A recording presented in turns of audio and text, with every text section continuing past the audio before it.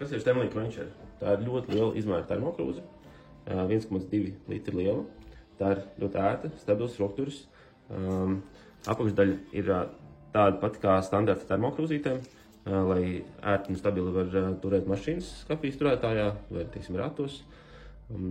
Pamatā to ir paredzēts lietot dzerot salmiņu, bet salmiņu var izņemt ārā.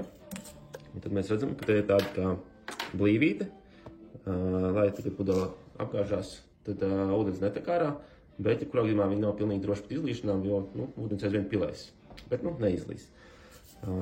Šo te daļu var pagriezt, tad var dzert kā no termokrūzes pa platu atveri un var arī aizgriezt ciet, lai tad ir drošāks pret izlīšanu un arī ilgāk saglabā siltumu.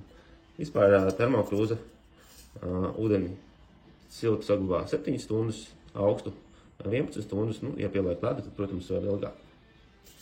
Kā jau minēju, termokrūze nav droša pret izlīšanu, bet mēs ūdenspudele.lv piedāvājam dažādus aksesuārus, ar ko var dažādas šīs vietas, kur ūdens līdz laukā, var arī aizvērt pavisam, teiksim, ar šādiem, un arī, teiksim, salmiņam galā var uzvietot tādu kā uzgalīti, lai tad gan neiet putekļi tajā laikā, kad neieto, gan arī tad, ir drošāks mazliet pret izlīšanu.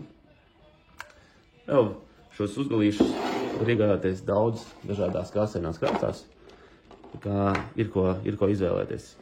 Protams, var arī iegādāties nomaināmos salmiņus, tā kā nāciet pie mums, ūdenspudele.lv, iegādāties savu īsto Quencheru un dzeriet daudz ūdeni.